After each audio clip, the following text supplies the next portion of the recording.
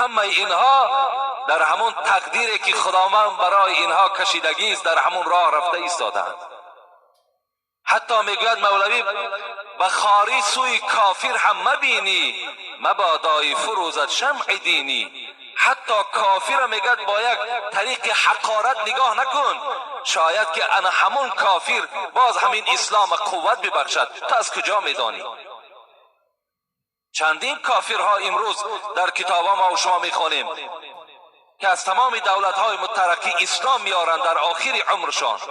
معلوم شد که اینها در ازلیات اینها خداوند یک دوره را به کفر کشیده بود و این دورش باز آخر عمر اینها را باز به اسلام مبدل گردانیده است. این در ازلیاتش بوده است.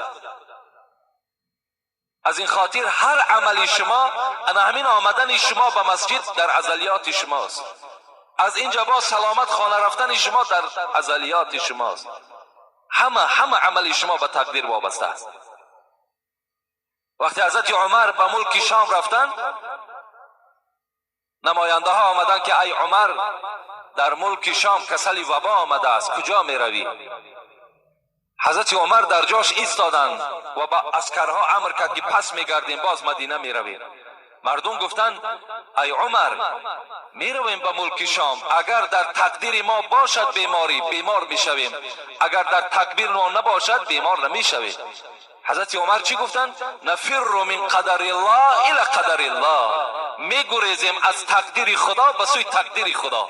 انا همین گریختن من، ندر آمدن من به ملک شام، اینشان تقدیر الهی است. گفت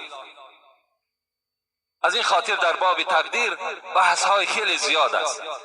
من علل خصوص از جانب خودم گپ میزنم، من عاجز هستم، من جواب تقدیر به هیچ کدام شما معین کردن نمیتونم. اگرچه حدیث های زیادی خواندم، اگرچه آیه های زیادی در قرآن تفسیرهاش نگاه کردم، لیکن هیچ خلاصه برآوردن نمیتونم. در هر یک سوالی او باز یک سوال دیگه پیدا میشه. از این خاطر از همه شما جوانای عزیز، علل خصوص از این برادری کلخاز آبادی، خواهش من این است که در باب تقدیر بحث مناظره نکن، فقط به سوی پروردگارت راست شو، از خدا بترس، انشاءالله تو نیکبخت میشوی.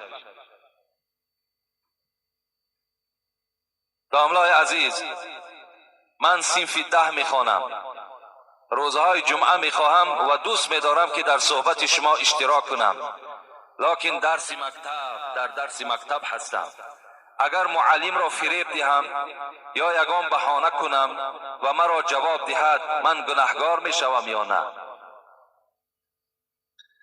یعنی این جوانی که از ما خواهش کردن تا که معلم خود فریب دهد یا یک بهانه پیدا کند و آمده فرض الهی را ادا کند، من بر این جوان که چندین بار من این جواب گفتم باز میگویم و خواهد گفت، این است که وقتی که تو الله که معلم خود فریب میدهی یا یک بهانه میکنی، تو در 2 گناه مبتلا میشوی. در 2 گناه، یکی فریب دادن، دروغ گفتن، این خود گناه است. دوم جهل و جاهلی و بیدانشی تو خودش گناه است. از این خاطر از همه شما دادرای عزیز خواهش میکنم که کدام شما اگر مکتبی میاینا میخوانین، اگر در صنف هم که شما باشین، تصور کنین که شما در نماز جمعه هستین. ترا نیت نیک است، لکل امرئ منه ما نوا گفت از پیغمبر. از برای هر یک شخص میرسد آن را که نیت میکند.